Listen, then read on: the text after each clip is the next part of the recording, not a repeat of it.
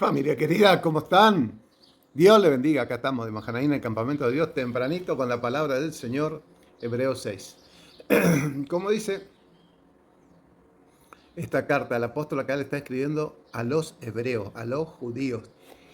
Entonces él escribía en un lenguaje que ellos entendían perfectamente. Por ahí vos no estás familiarizado con cómo era el rito, el culto judío, y no sabés que tenían un templo donde había una cortina gruesa donde separaba el lugar santo del lugar santísimo, donde estaba la presencia de Dios en el arca.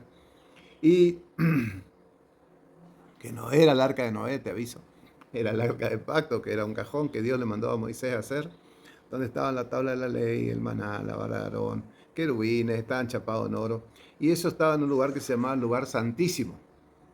Bueno, cuando Jesús vino, eso únicamente operaba, podía entrar ahí detrás el sumo sacerdote que Dios le llamaba, porque no era cualquiera que podía decir yo este año voy a ser sumo sacerdote.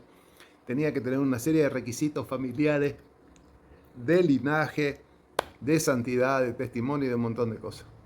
Y después de todo eso, si llegabas a entrar con pecado ahí adentro sin presentar sacrificio, morías, porque la presencia de Dios te eliminaba. Entonces, ¿era un trabajo fácil? No era un trabajo fácil. Pero había gente que estaba dedicada a eso y que lo hacía.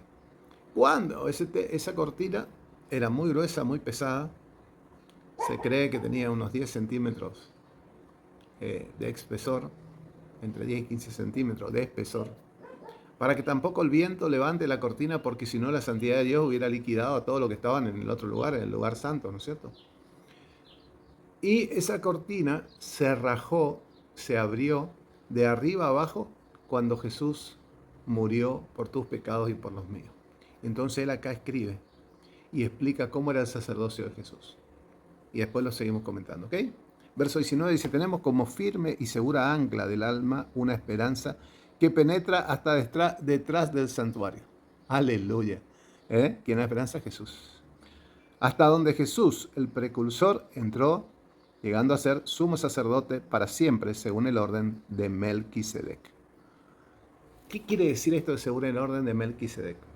Hasta Jesús había dos figuras. Una, el sumo sacerdote, que era el que entraba detrás de la cortina, y el que presentaba los sacrificios y la ofrenda una vez al año con sangre ajena, dice la palabra, por el pueblo, por él, por los reyes. Y otro, el rey, que no era profeta y no era sacerdote, era solo rey.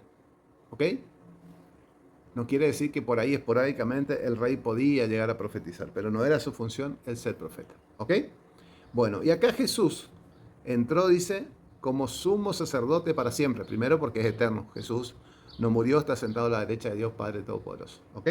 Y según el orden de Melquisedec, porque Melquisedec, está allá en Génesis, puede leer, era sacerdote y rey. Las dos cosas.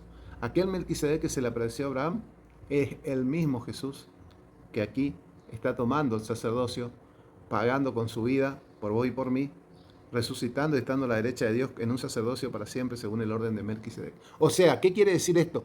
Que ya no necesitamos más un sumo sacerdote para que nos haga de sumo pontífice, es la traducción latina, en puente entre Dios y los hombres hacía ese sumo sacerdote israelita, ¿no es cierto?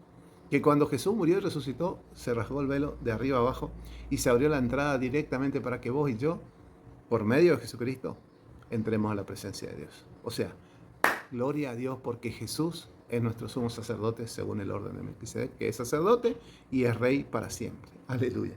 Entonces, si entendiste esto y todavía no le entregaste tu vida a Jesús, el sumo sacerdote según el orden de Melquisedec, hoy es el tiempo. Hoy lo podés hacer. Decí conmigo esta oración. Señor Jesús, te entrego mi vida y mi corazón. Te reconozco como mi Rey, como mi Salvador, como mi Señor, y quiero que seas mi sacerdote para siempre. Me arrepiento de todos mis pecados. Me arrepiento de tratar de manejar mi vida. En tu nombre, Jesús, oramos. Amén.